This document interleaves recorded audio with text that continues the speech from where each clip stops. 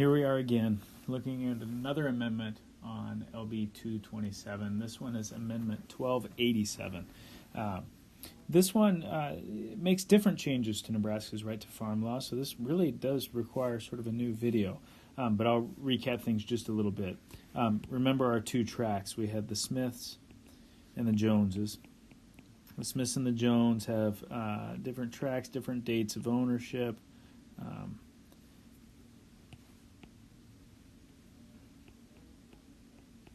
We have the Hansons who come in. We have this operation coming in, and I believe it was 1990. It didn't constitute a nuisance at the time it was created. The Joneses' house wasn't really affected by it. The Hansons move in 1999, and their date of ownership postdates that of the Smiths.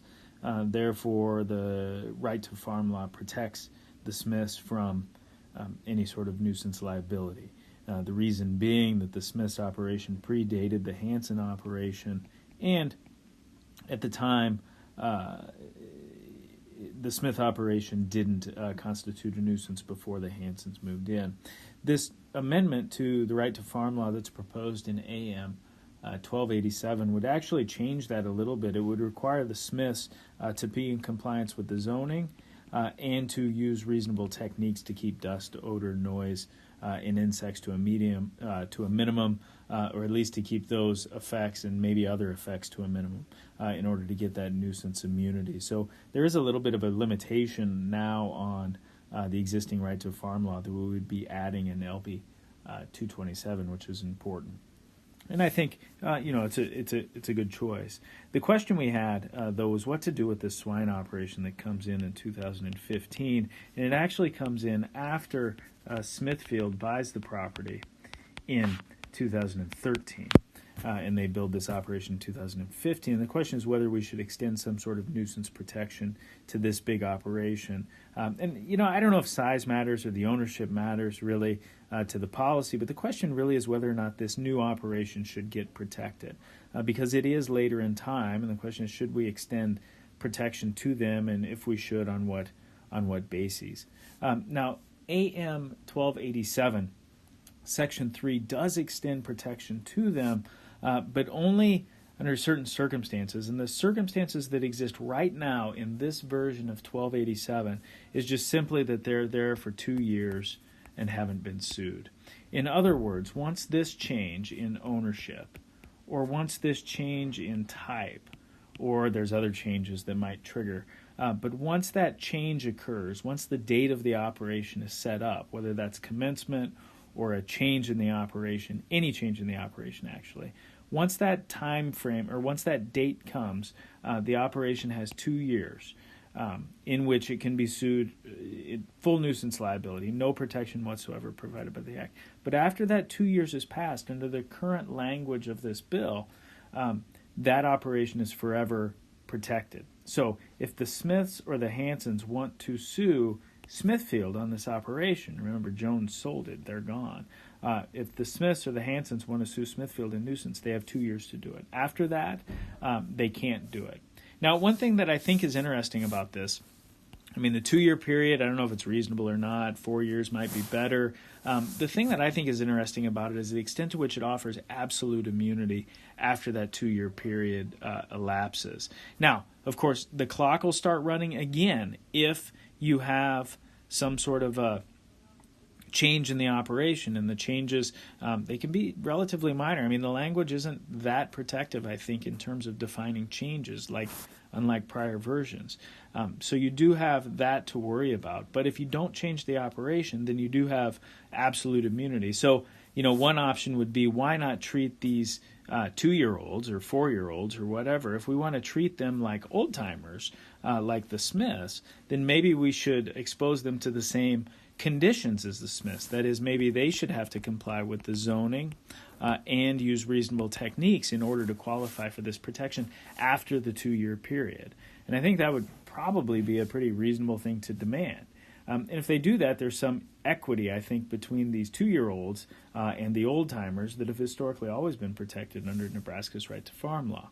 Now, of course, this all begs the question of whether or not we should protect operations, livestock operations, farming operations generally, from nuisance liability at all.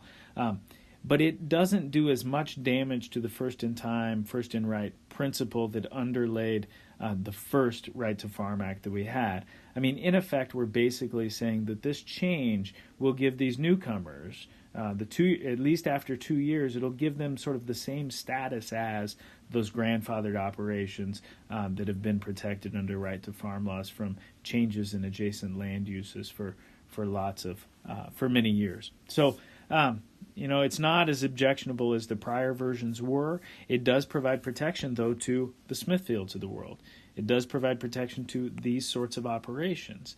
It does, at least to some extent, impose or justify the imposition of a burden on places like this.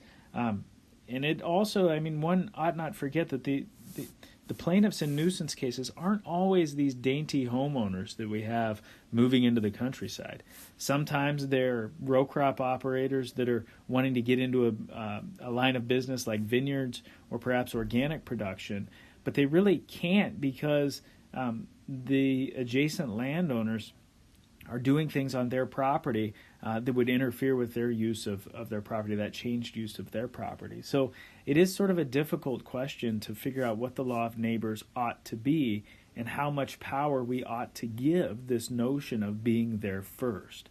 We've done it, though, for a very long time. And then the question is, do we want to extend that treatment, this I was there first notion, over to folks like this? And if we want to do that, do we want to do that after 2 years, after 4 years, or what? And so those are the sort of difficult questions, I think, that face the legislature going forward on this bill. But it's definitely different than it was when it started. It doesn't provide it provides some immunity to these new operations. They have to wait 2 years to get it. I think if they impose some further conditions on it, like compliance with the zoning and reasonable techniques, that might help. But again, I've talked at length over the course of the last couple of weeks about how zoning and how reasonable techniques aren't necessarily going to protect the neighbors. The difference, I think, with this bill is that the neighbors do have 2 years or 4 years or whatever after commencement and after any change in that operation in order to pursue a nuisance suit. We could change the list of conditions to maybe include any substantial change in the impacts on adjacent neighbors or something along those lines to ensure that those neighbors really have notice, that they really have this opportunity to pursue a nuisance suit.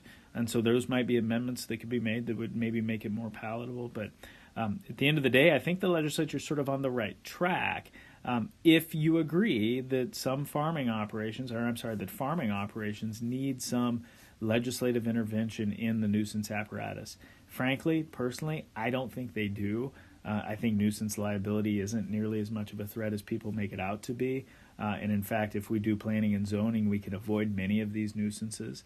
And the nuisance law provides a very important backup to planning and zoning. So I actually tend to think that we don't need right to farm laws at all. But that's just my view. As far as the analysis of what this bill does, I think this is a good explanation of it. Thank you.